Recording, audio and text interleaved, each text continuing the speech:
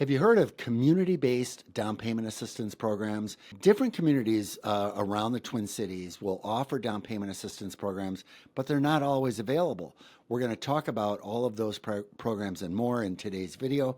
I'm Peter Lindquist with the Lindquist team. I'm here with Travis Anderson, a dynamic real estate agent here in the Twin Cities area. And hey, if you like today's video, would you do me a favor and give it a thumbs up? You know, that's not going to cost you anything, but it means a lot to me.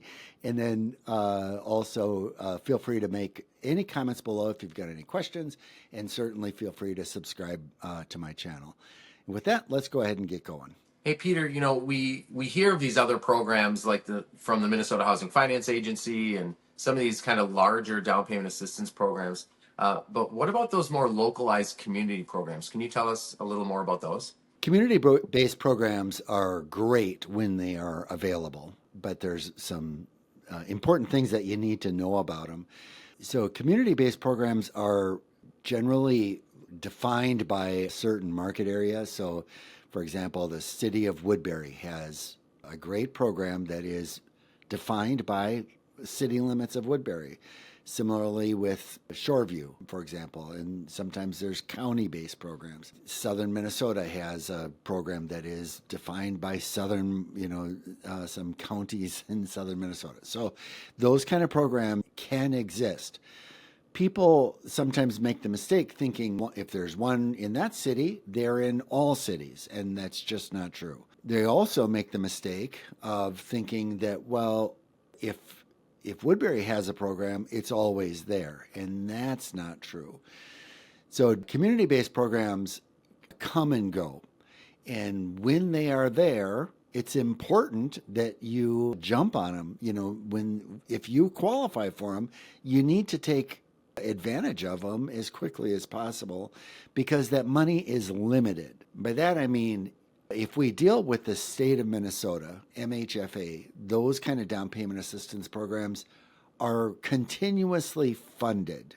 They're always there.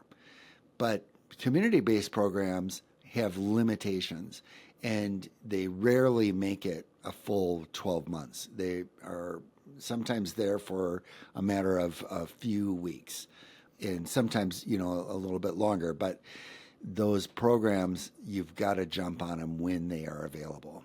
Yeah, that makes sense. We sometimes get marketed to as realtors from some of these communities, Peter. And for example, Woodbury would be a really good one. And they'll send out this email that says, we've just been funded and we can help 30 families. And the email will just, I mean, it's like we can do 30 people, you know. And so, yeah, and I assume once you get to 31, then that 31st person does not get that funding, right? Yep. And I had a buyer a couple of years ago who was very familiar with that. And we knew that by talking to Woodbury, that funding would be coming soon. So he was just ready. And as soon as they said go, he went out and bought a house like within 3 days after that, and we got the funding. And within, I say, 3 months after he closed, it was gone again. So you can strategize around it in order to be ready when they are there. And so to give you an idea, some of these are a $10,000 loan or an $8,000 grant. Most of them are loans, and most of them are 0% interest or very low interest. Some of them are, you know, even really big. Edina is up to $60,000. So depending on the area, there can be really big down payment assistance, which can have a major impact on not only the monthly payment, but how much you qualify for, and whether or not you have to pay mortgage insurance, because with a big enough down payment assistance, it can remove that need for mortgage insurance on a conventional loan. Yeah, very cool. Now, Peter, can you stack this? I mean, could I get MHFA down payment assistance and the city of Shoreview down payment assistance, for example? In almost all programs, they are stackable so that they can be combined with the state of Minnesota. There are occasionally I'll run into a program that doesn't allow it, but most programs that allows it. So if you qualify for a $14,000 deferred payment loan from MHFA, and also a $30,000 down payment assistance loan. That's $44,000 altogether. So that can end up having a major impact on monthly payment. The thing for you to understand is that qualifications for these programs is different from MHFA. So whenever we deal with down payment assistance, we are dealing with at least two different sets of guidelines. There's the guidelines for the first mortgage, so you have to qualify for the big loan. Then you have to qualify for the down payment assistance loan, which has its own guidelines. And if it's community based, those guidelines can get really wild. And so knowing and understanding what those guidelines are can be a real trick from a mortgage lender perspective, because then we have to balance out your qualifications for all three programs to make sure that you're going to qualify for all of those. So it gets to be a bit complicated, and sometimes buyers will read a blurb online and say, well, I qualify for that program. But I want to let you know it's a lot deeper than that, and it's something that we have to, if I'm qualifying somebody, it can take hours after my initial consultation to see if they end up qualifying for all the programs we're trying to work out for them. Yeah, that sounds awesome. So with community programs, there's some really good benefits. Obviously, you mentioned that we can get a lower payment. We can get some grant money sometimes. We can get some very low interest loans sometimes. They can help with the cost of closing, removing mortgage insurance. So you've mentioned some of these positive things. And then you mentioned some, maybe negative things, like the money might not be available. Obviously, there's only so much funding that we can have from a small community. You also mentioned some of the financing rules in which you could qualify might vary from community to community. Is there anything else that we should let the consumer know here today, Peter? Yeah, there's a couple things. One is that the programs, if we involve a community-based program, almost always we need an extra couple of weeks in the loan process.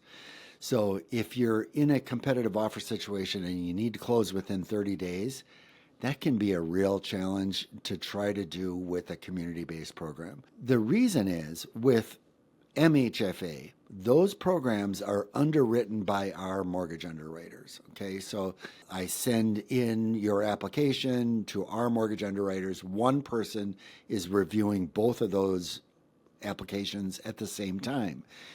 But with a community-based program, in almost all cases, we have to go through that part where our underwriters review it, and then we have to send that completed approval to the community and for them to underwrite the file also.